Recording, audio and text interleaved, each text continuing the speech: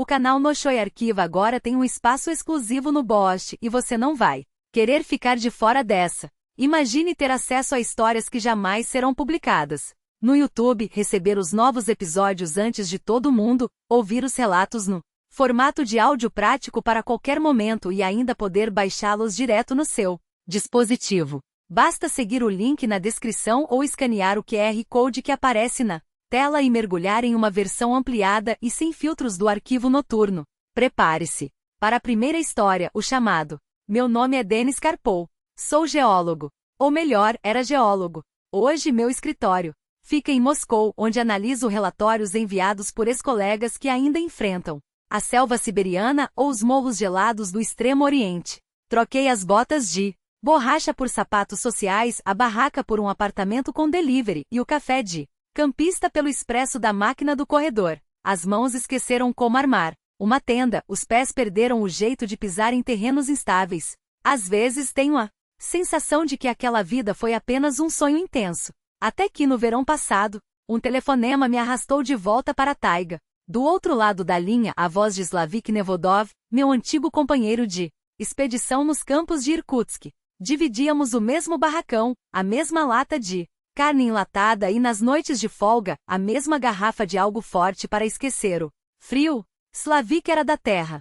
nascido em Vidin, às margens do Angara, conhecia a floresta como a palma da mão. Enquanto eu fugia para a cidade atrás de um salário melhor, ele permaneceu no mato, resistindo ao vento, à neve e ao isolamento. Quando ouvi seu DEM pelo telefone, soube imediatamente que não era uma ligação qualquer. Preciso que você venha aqui por uma semana. A situação está estranha, disse ele com uma pausada que não combinava com seu jeito habitual. Slavik não era do tipo que pedia ajuda. Passava semanas acampado a menos 30 graus Celsius, enfrentava ursos, tempestades sem reclamar. Se ele ligava, era porque algo realmente estava errado. Do que se trata? Perguntei, recostando-me na cadeira do escritório. Tem um trecho a 120 quilômetros de Bratsk. Os indicadores de minério são excelentes, os investidores já estão babando, mas as duas últimas equipes falharam miseravelmente. Os caras desistem antes do prazo, os relatórios são um caos.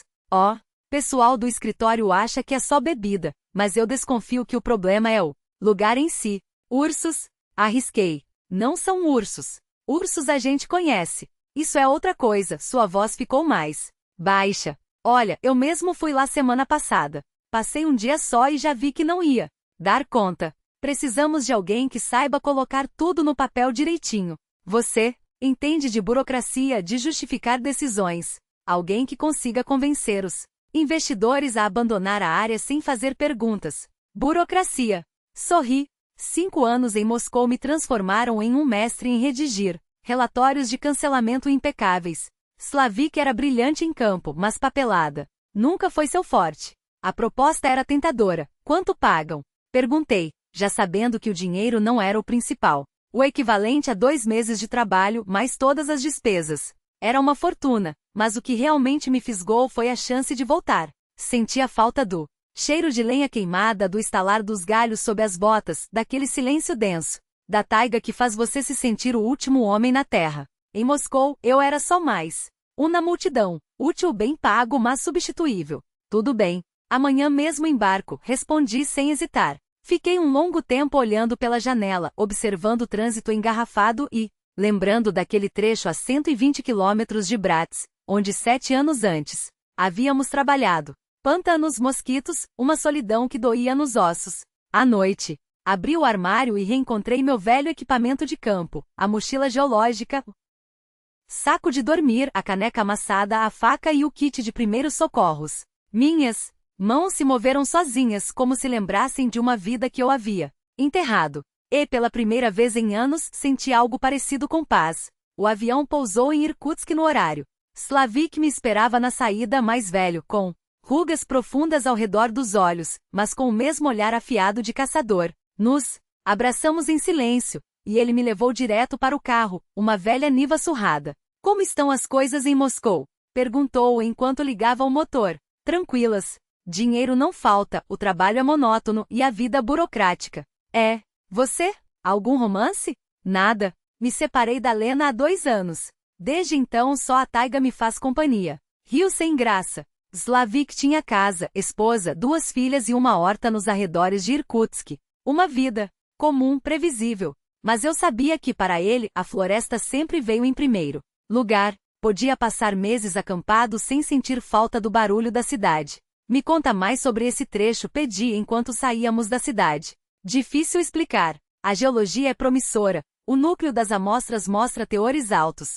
Mas ninguém aguenta ficar lá. A primeira equipe desistiu em 4 dias. O chefe deles, o Vadim Zuel, você se lembra dele? Escreveu no relatório que os caras perdiam a cabeça. A segunda grupo durou 1 semana. O líder jurou que sentia alguém observando do meio das árvores o tempo todo. E você? O que viu? Sons. Um zumbido fraco, quase imperceptível, como se algo vibrasse no ar. E os cães? Fez uma pausa. Minha Lika, a Laika, sempre me acompanha no mato. Dessa vez, ao chegarmos perto do local, ela começou a gemer, enfiou o rabo entre as pernas e correu de volta para o carro. Tive que deixá-la lá. O sinal abriu e seguimos em frente. Pela janela, o Irkutsk noturno desfilava, casas de madeira antigas, shoppings modernos, chaminés de fábricas no horizonte. Pode ser alguma máquina próxima, uma linha de transmissão, sugere. Já chequei. Não tem nada por perto. A vila mais próxima, Tikhonovka, fica a 40 quilômetros. Nem desmatamento tem por lá. A casa de Slavik ficava em um bairro residencial, atrás de um muro alto. Sua esposa, Marina, nos recebeu na varanda. As filhas espiaram pela janela e acenaram. Sentamos à mesa da cozinha, onde ela havia preparado um jantar quente. Pela janela, a noite caía sobre os telhados vizinhos, aconchegante e doméstica. Mas minha mente estava lá, naqueles 120 quilômetros de mistério, onde algo zumbia e assustava até os cães. Na manhã seguinte, Slavik me acordou às 6h30.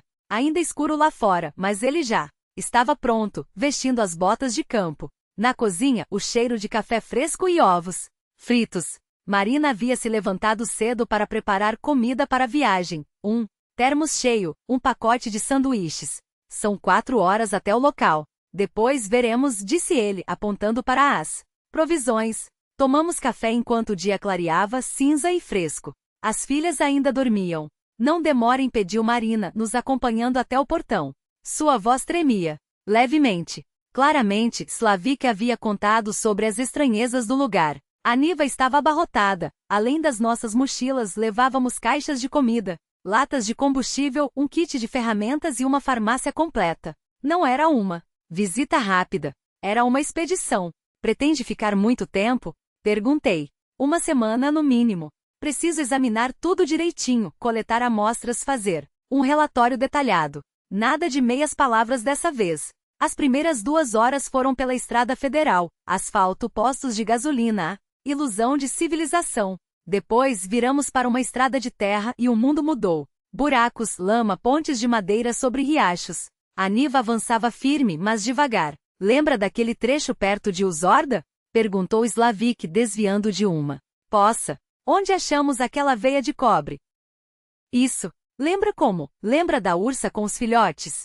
Slavik riu, balançando a cabeça. Exatamente. Você ficou tão apavorado que molhou o saco de dormir de suor. Rimos juntos. Boa memória. A ursa estava mesmo perto do nosso acampamento, mas se comportou com calma. Só marcou território e nós, educadamente, mudamos de lugar. Só que agora não é a mesma coisa, continuou Slavik, o sorriso desaparecendo. Não tem bicho nenhum. Nem urso, nem alce, nem mesmo um esquilo. Como se tudo tivesse sumido. Seriam caçadores ilegais? Ele já tinha checado. Nenhum vestígio de caçada.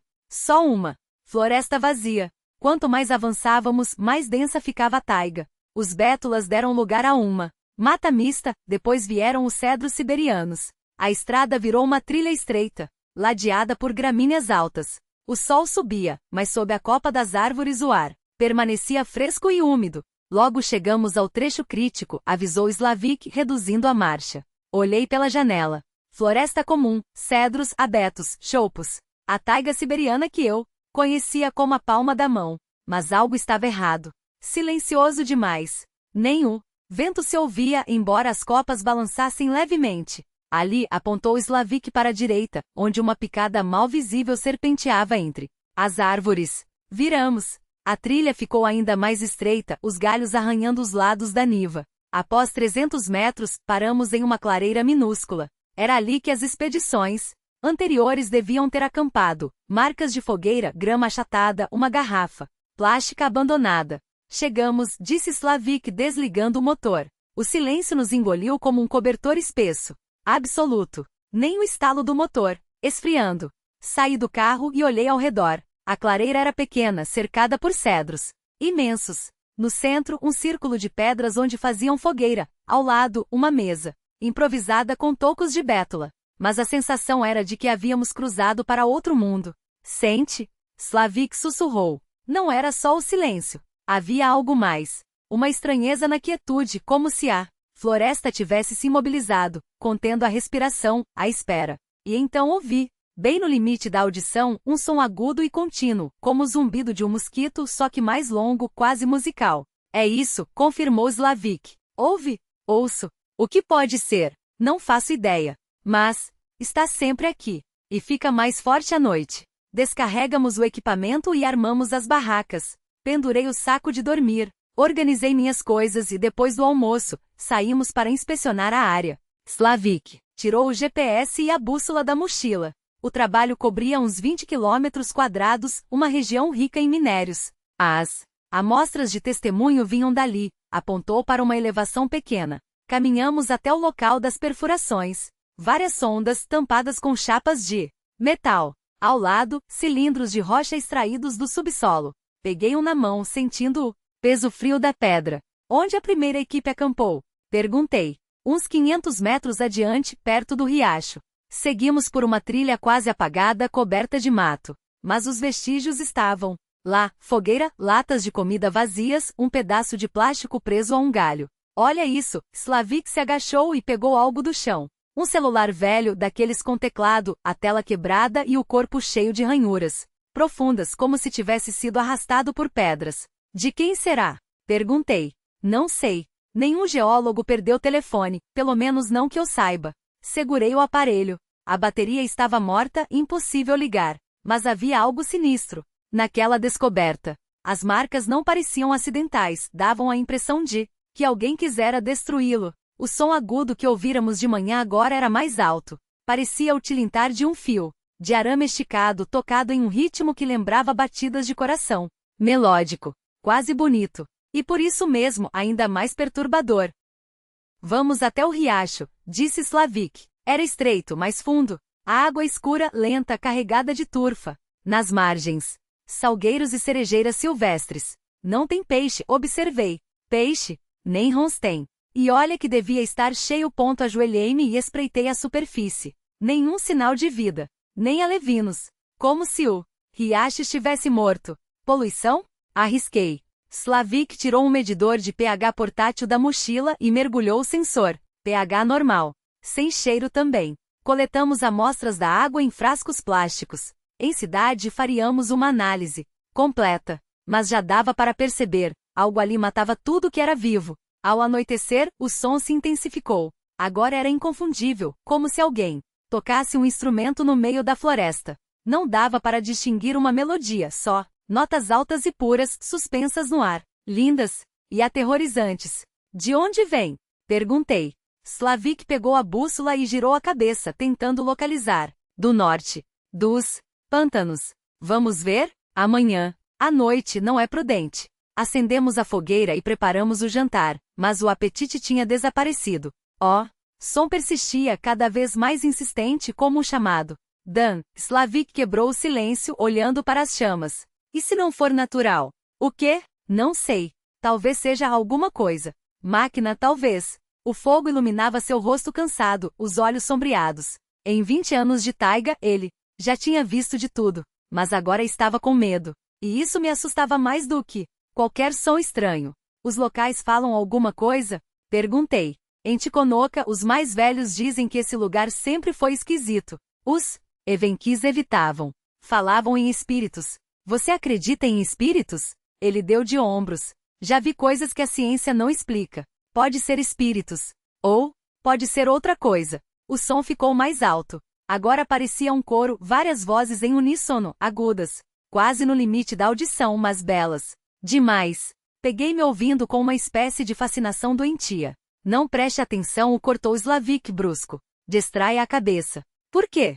Zoiel contou que seus homens começaram a ouvir demais esses sons. Depois, agiam estranho, como se estivessem hipnotizados.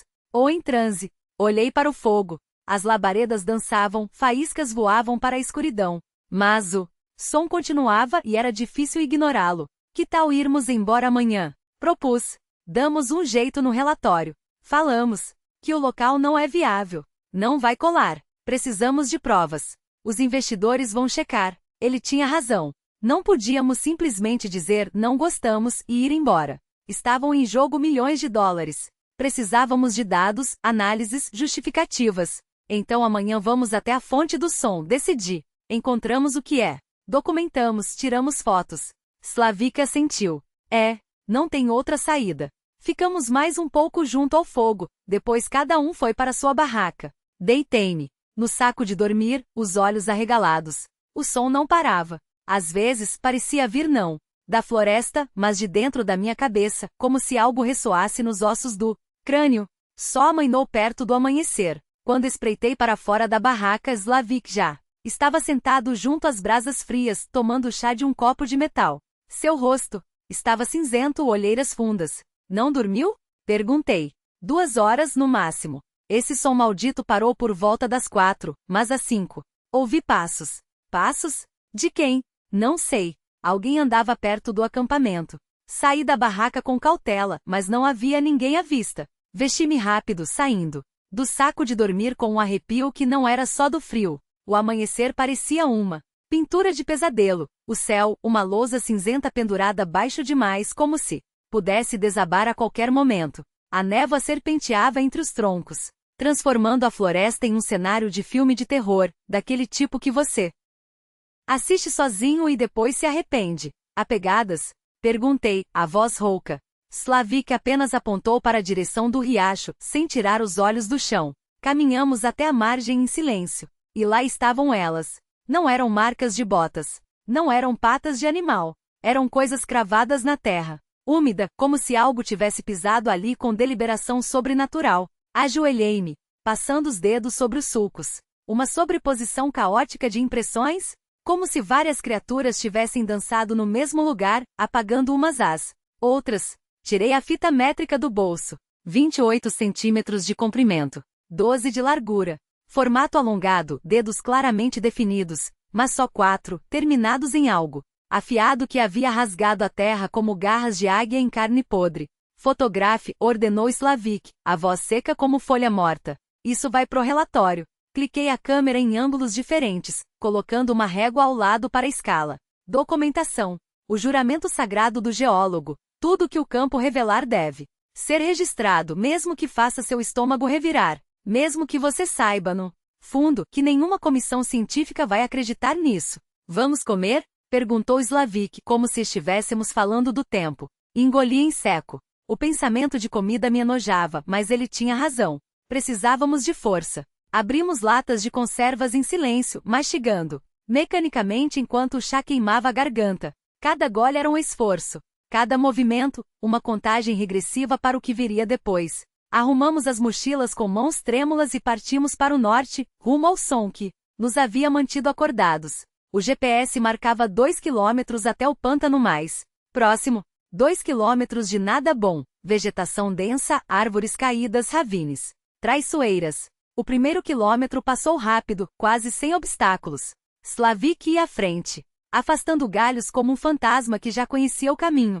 Eu seguia, tentando ignorar a sensação de que estávamos sendo observados. De vez em quando, parávamos para checar a bússola. Estranho, murmurou Slavik franzindo a testa. O desvio magnético tá todo errado. Olhei para a minha. A agulha tremia como um animal ferido incapaz de se fixar. Isso só acontecia perto de depósitos massivos de minério de ferro. Mas os dados de prospecção não registravam nada aqui. Nada. Interferência de alguma linha de transmissão? Arrisquei. Não tem nenhuma LEP por perto. Verifiquei antes de sair. O GPS começou a falhar logo depois.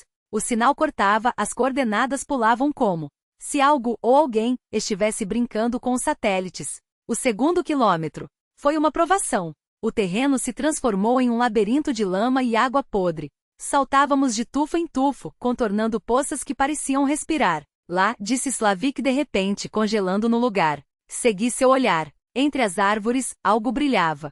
Não era a luz do sol. Era metal. Ou algo que imitava metal. Avançamos com cuidado, afundando os pés na lama até os tornozelos.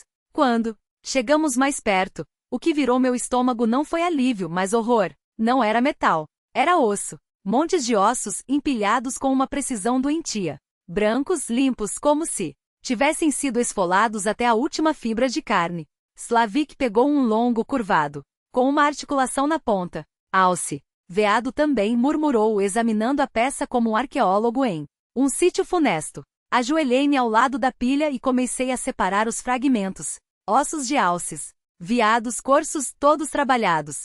A carne havia sido removida com cirurgia, os tendões cortados com precisão, a medula extraída como por um açougueiro experiente. Devem ser caçadores, falei, mais para me convencer do que para ele. Acampamento ilegal, talvez. Braconeiros fugindo dos guardas florestais. Slavik balançou a cabeça, os olhos escuros como poços sem fundo. Olha bem, quantos ossos você vê? Contei mentalmente. Dezenas, talvez centenas.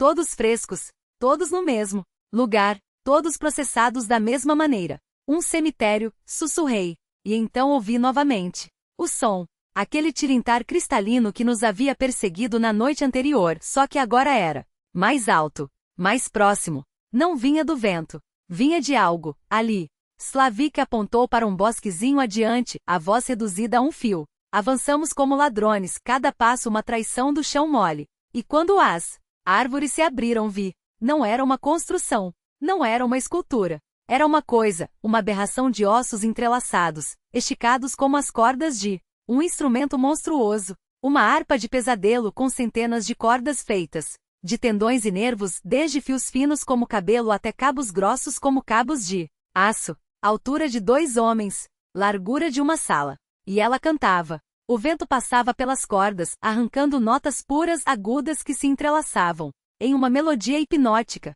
Uma música tão bela que doía, tão errada que fazia os dentes rangirem. Meu Deus, escapei, a respiração presas. Slavik não respondeu. Ele estava paralisado, os olhos vidrados como se a própria alma estivesse sendo sugada por aquele som. Olha, sussurrou tão baixo que quase não ouvi. Segui seu dedo trêmulo. Entre as sombras das grandes abetos, figuras se moviam.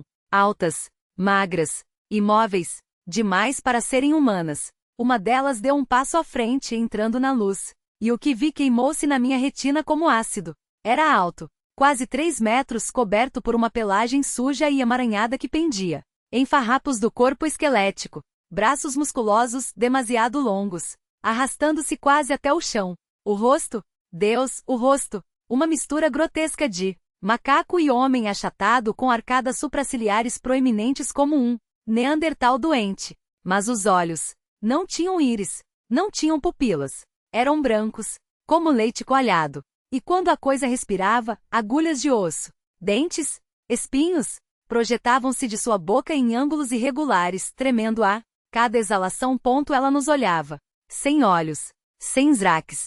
E no entanto eu sentia aquele olhar me perfurando como se suas retinas estivessem dentro da minha cabeça. Não se mexa, sibilou Slavik. O ar congelou. A criatura deu outro passo. Depois outra. E mais surgiram das sombras, formando um semicírculo ao nosso redor. A harpa de ossos gemia agora, a música subindo em um crescendo ensurdecedor, arrastando minha consciência para um lugar escuro, quente e seguro. Danil! O grito de Slavik me arrancou do transe. Ele disparou o rifle para o ar. O estrondo rasgou o mundo. As criaturas recuaram com um chiado úmido, como vapor escapando de uma caldeira podre. Slavik me agarrou pelo braço, os dedos afundando na minha carne. Corre! Não precisou dizer 2 vezes. Atiramo-nos de volta para a floresta, esmagando galhos, tropeçando em raízes, os pulmões em chamas. Atrás de nós, os chiados se multiplicavam. O som de corpos pesados se arrastando pela lama. Eles estavam nos caçando. Slavik ia à frente,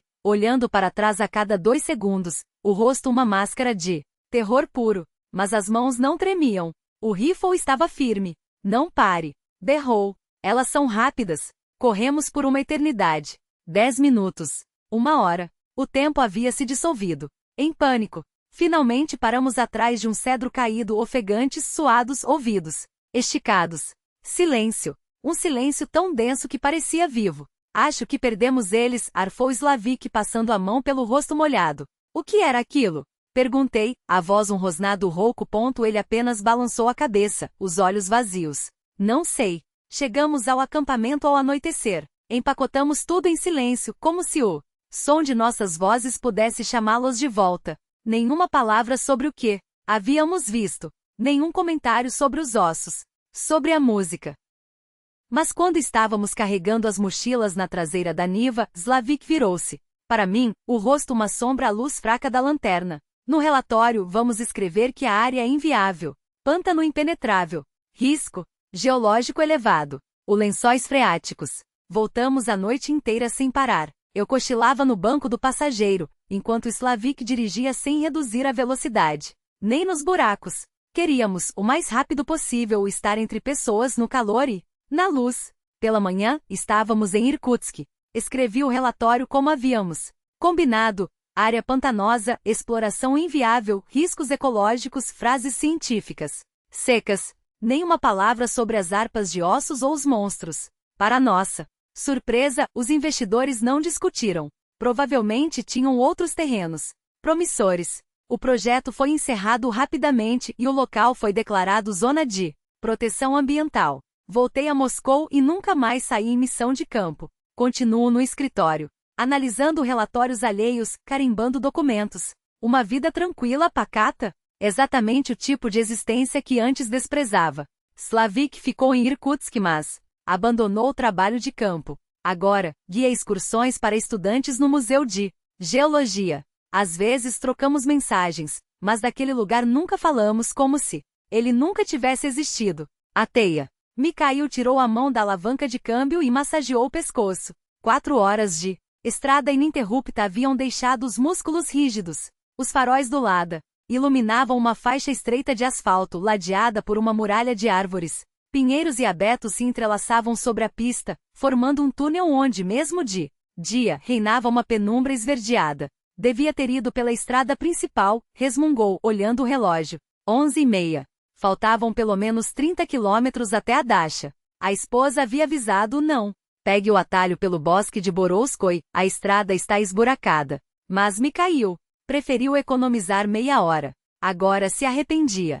O asfalto era uma sucessão de crateras, a suspensão do carro gemia a cada solavanco, e há mais de 1 hora não cruzava com nenhum veículo. O rádio chiava, muito longe da cidade para captar qualquer sinal. Desligou e abriu a janela. O ar frio invadiu o carro, carregado com um cheiro de resina e folhas apodrecidas. Algures na profundezas da floresta, uma coruja uivou. Mikhail bocejou. A semana havia sido exaustiva. Viagem a trabalho, reuniões intermináveis. Ele só queria chegar a Dasha e desabar na cama, acordar ao som dos pássaros em vez do despertador. A estrada começou a descer, e os faróis revelaram uma curva à direita. Reduziu a velocidade. Faltavam 20 quilômetros. Mais meia hora, pensou, e estarei em casa. Após a curva, a pista se endireitou. O ponteiro do velocímetro subiu. 80, 90. Veloz demais para aquela estrada, mas ele queria sair daquele labirinto de árvores o mais rápido possível. De repente, algo cruzou a luz dos faróis. Grande e escuro, do tamanho de um cão. Mikhail virou o volante bruscamente para a esquerda. O carro oscilaram, os pneus cantaram no asfalto. Conseguiu estabilizar a trajetória e freou. O coração batia descompassado. No retrovisor, nada. Talvez um javali, ou apenas o cansaço jogando com sua mente. Ligou a luz de emergência, parou e saiu do carro. Inspecionou para choque e a grade do radiador, nenhum sinal de colisão. O ar estava parado. Silencioso. Só um estalo seco de galho quebrando-se ao longe. Imaginação, murmurou para si mesmo. Voltou ao volante, desligou a luz de emergência e seguiu em frente, agora mais devagar. Após 1 quilômetro, a estrada fez outra curva, desta vez para a esquerda. Então os faróis iluminaram ela. Uma teia estendia-se de uma borda à outra da pista, bloqueando a passagem. Fios prateados e grossos brilhavam sob a luz, formando um padrão geométrico perfeito. pendia baixa demais para passar por baixo. Mikhail parou a alguns metros de distância e amaldiçoou. Nunca havia visto uma teia daquele tamanho. Os fios eram grossos como dedos e o desenho lembrava uma imensa teia de aranha ou um alvo gigante. Inclinou-se para fora da janela, tentando verificar se não era alguma armadilha, um trote. Mas os fios eram reais, gotas de orvalho cintilavam sobre eles. O aranha que fez isso deve ser do tamanho de um cachorro, pensou, e um calafrio percorreu sua espinha. Voltar não era uma opção, estava muito longe. Teria que forçar a passagem. Engatou a primeira marcha e avançou lentamente. A teia encostou no para-brisa e grudou. Mikhail acelerou. Os fios esticaram, estalaram, mas não se romperam. O carro começou a patinar. A teia o segurava como um cabo de aço. Merda! Pesou fundo no acelerador. O motor rugiu, as rodas giraram no vazio, mas o carro arremeteu para frente. A teia estourou com um estalo seco, e fragmentos de fios espalharam-se pelo capô e pelo vidro. Mikhail avançou mais 100 metros e parou para limpar o para-brisa. Ligou os limpadores, mas eles só espalharam a massa pegajosa. Teve que sair e raspar com as mãos. A substância era morna ao toque, exalando um cheiro adocicado, que lhe deu tontura. Esfregou as mãos na grama e voltou ao carro. Depois de alguns quilômetros, avistou a segunda teia. Maior, mais complexa. Uma estrutura multicamadas, estendendo-se entre as árvores por 15 metros de profundidade. Sob os faróis, ela cintilava como coberta por geada. Mikhail freou e praguejou. Não havia como contornar, de ambos os lados, pinheiros gigantescos cresciam rente à pista. Ligou o farol alto e observou a teia com atenção. No centro, algo se mexeu, uma massa escura do tamanho de uma bola de futebol. Não pode ser, passou por sua cabeça. Desligou o motor e escutou. Silêncio. Ligou o carro novamente e começou a dar ré. Melhor voltar e procurar um desvio. Mas quando olhou no retrovisor, viu que a estrada atrás também estava bloqueada por uma teia. 5 minutos atrás não estava lá. O coração disparou. Virou-se bruscamente no banco e olhou pelo vidro traseiro. Sim, uma nova teia tão densa quanto a primeira. Uma armadilha. Revirou o porta-luvas. Com mãos trêmulas pegou o celular. Nenhuma barra de sinal. Tentou discar 112, mas a chamada não completou. Algo farfalhou na folhagem à direita, depois à esquerda. Os ruídos se aproximavam. Ligou os faróis baixos e avançou lentamente em direção à teia da frente. Teria que arrombar. Não havia outra saída. Talvez com velocidade conseguisse romper aquela rede. No centro da teia, a sombra se agitou com mais intensidade. Mikhail distinguia agora pernas longas e segmentadas, olhos brilhantes. A criatura era do tamanho de um gato. Grande, mas não havia nada de felino nela. 8 patas, um abdômen inchado. Quelíceras do comprimento de um lápis. A aranha virou a cabeça na sua direção e dezenas de olhos fixaram-se no carro. Mikhail pisou fundo. O carro arremeteu contra a teia. Desta vez, os fios eram muito mais resistentes. Esticaram-se, mas não se romperam. O veículo ficou preso na massa viscosa. As rodas giraram no vazio. A aranha desceu lentamente pelos fios em direção ao capô. Mikhail engatou a ré e tentou escapar, mas a teia o segurava com força mortal.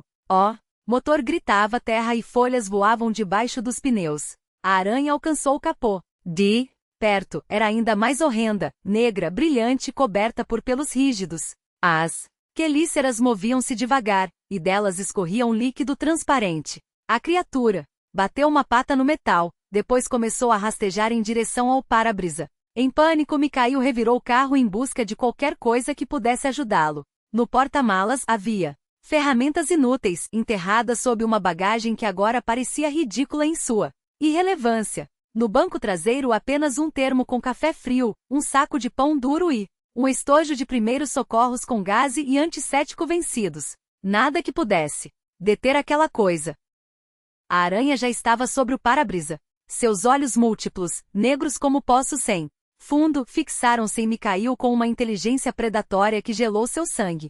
Então, com um movimento lento e calculado, ela ergueu a pata dianteira, grossa, como um cabo de machado, e desferiu o primeiro golpe. O vidro estremeceu. Uma rachadura serpenteou do topo até o centro, como uma veia de gelo se espalhando por uma superfície frágil. O segundo golpe foi mais violento. O para-brisa estalou em uma Teia de fissuras e fragmentos começaram a se desprender, caindo sobre o volante, como cristais afiados. Mais um impacto, e não restaria nada entre ele e aquelas mandíbulas escorrendo veneno. Mikhail entendeu. A carroceria de metal havia se tornado seu caixão. Não havia saída dentro daqueles limites. Ele precisava sair agora, antes que a aranha terminasse de demolir a última barreira. Seus dedos tremiam ao puxar a maçaneta, trancada. Pânico ofuscou sua memória. Ele mesmo havia acionado o bloqueio centralizado, um gesto automático absurdo em sua ironia. O clique da trava cedendo soou como um tiro. A porta se abriu com um gemido metálico. Ele saltou para fora no exato momento em que a aranha esmagou o que restava do para-brisa e começou a se arrastar para dentro do carro, suas patas farpadas, raspando contra os bancos. A criatura hesitou por um segundo, confundida pela ausência da presa no volante. Então, com um movimento fluido, girou a cabeça em direção à porta aberta. Seus olhos, dezenas deles, brilharam com uma fome ancestral. Mikhail revirou os bolsos da jaqueta com mãos trêmulas.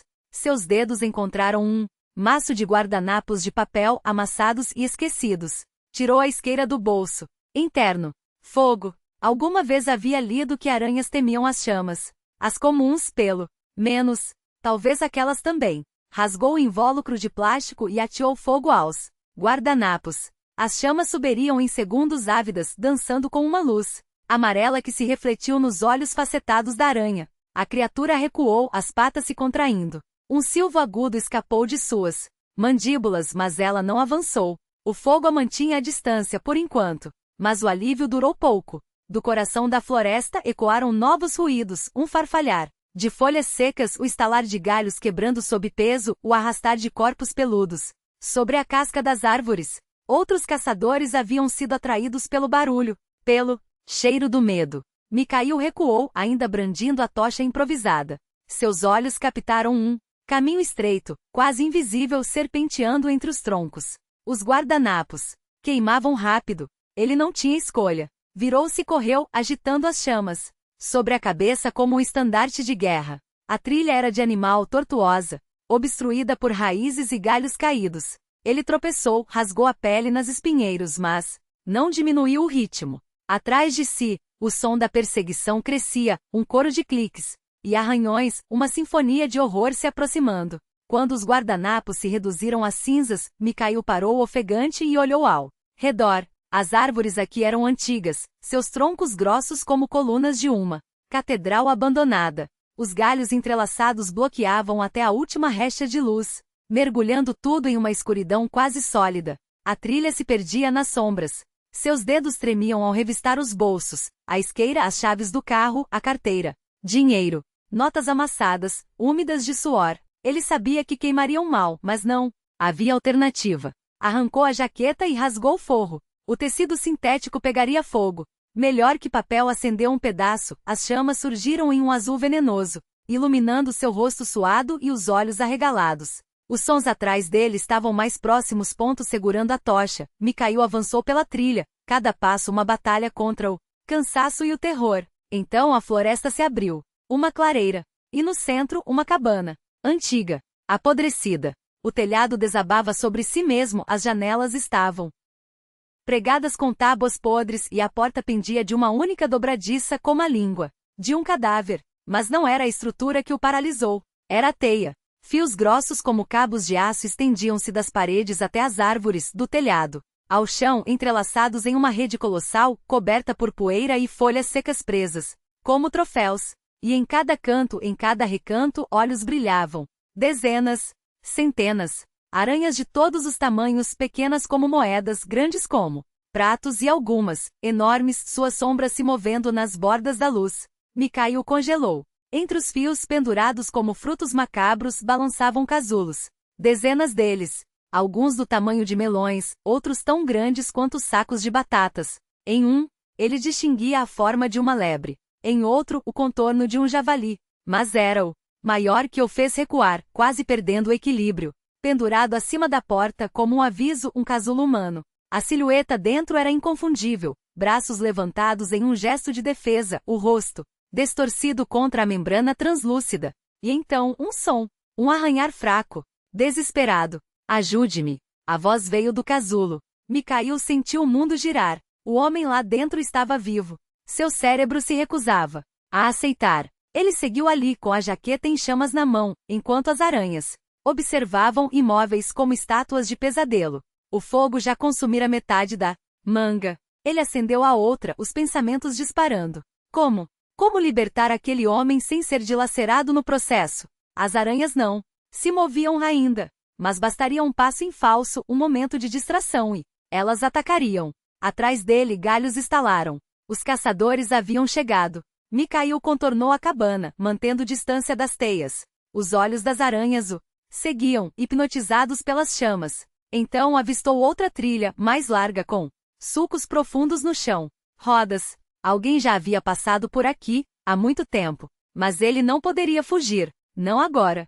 Quebrou um galho seco, enrolou nele os últimos retalhos de tecido e ateou fogo. O faqueiro ardeu com força, iluminando a cena com uma luz cruel. Segurando-o à frente, aproximou-se do casulo humano. As aranhas recuaram, suas patas se contraindo. O fogo as mantinha à distância enquanto o casulo pendia alto, quase à altura de seu rosto. Mikhail se esticou na ponta dos pés e pressionou a chama contra as fibras pegajosas. Elas chiavam, encolhendo-se até que com um estalo se romperam. O casulo despencou. Não consigo me mexer, arfou a voz abafada lá de dentro. Mikhail começou a queimar a membrana, cuidadosamente para não atingir a carne do homem. A substância borbulhava, enrugando-se sob o calor. Finalmente abriu uma brecha grande o suficiente. Um ombro emergiu.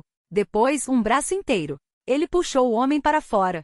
Um trabalhador, pelo macacão sujo de graxa e terra. Suas pernas tremiam, sem força. Não aguento, murmurou o estranho, tentando se apoiar. Mikhail o segurou pelos braços e o arrastou em direção à trilha. As aranhas, até então imóveis, começaram a se mexer. Primeiro as pequenas, depois as maiores, descendo das teias como uma maré negra. E da floresta atrás deles surgiram elas, as que o haviam perseguido. Criaturas colossais, seus corpos reluzindo à luz do faqueiro. Mikhail arrastava o homem, brandindo fogo. As aranhas avançavam, mas mantinham distância, seus olhos refletindo as chamas como espelhos de ódio. A maior de todas, a mesma que destruíra seu carro, liderava o grupo, suas patas batendo no chão em um ritmo hipnótico. Ela esperava que o fogo se apagasse. Viragem à frente, disse Grigori, apontando adiante com voz rouca. Logo depois, a descida para a estrada. Apressaram o passo, os pés afundando na terra úmida.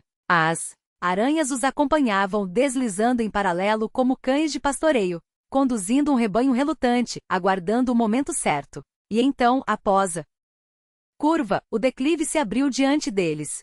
Lá embaixo, entre as árvores, piscavam luzes, faróis de carros passando em velocidade. A estrada estava ali, a poucos metros, quase ao alcance das mãos. A jaqueta de Mikhail ardeu em seus últimos suspiros. As chamas se extinguiram, deixando apenas um cheiro acre de tecido queimado e cinzas quentes. As aranhas congelaram imóveis como se hesitassem, até que a maior delas, aquela que esmagara o carro com um golpe de pata, emitiu um assobio agudo quase imperceptível, mas suficiente para desencadear o ataque. Um som que rasgou o ar, como uma lâmina. Corra! Gritou Mikhail, arrastando Grigori colina abaixo. Desceram em disparada, quebrando galhos, tropeçando em raízes, os pulmões ardendo. Atrás deles, o chão estremeceu sob o avanço de dezenas de patas. Arranhar de garras afiadas contra a terra, um som que parecia arrancar pedaços da própria noite. Mikhail não olhou para trás.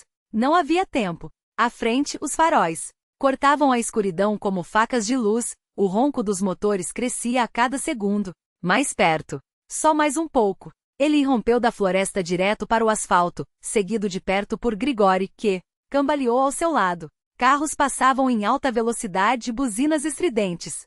Pneus cantando ao desviar no último segundo para evitar atropelá-los. Pararam no meio da estrada, ofegantes, banhados pela luz branca dos faróis que os transformava em silhuetas trêmulas.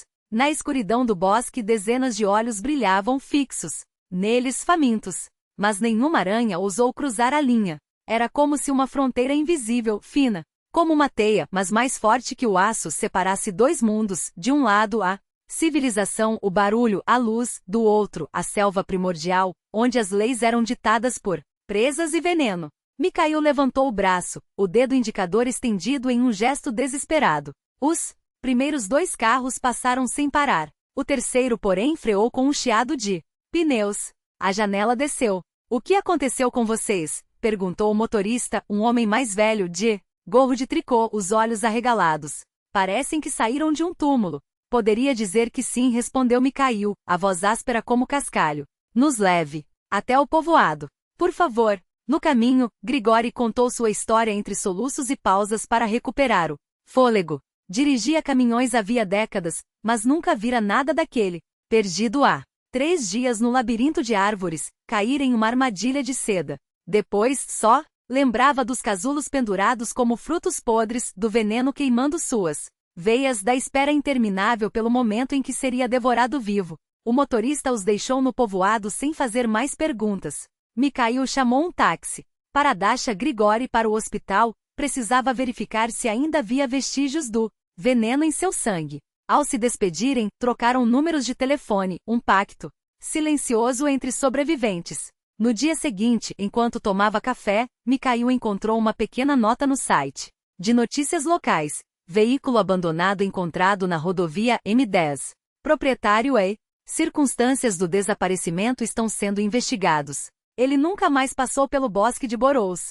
E desde então, no porta-luvas do carro guardava sempre um isqueiro, uma caixa de fósforos e algo inflamável. Por via das dúvidas,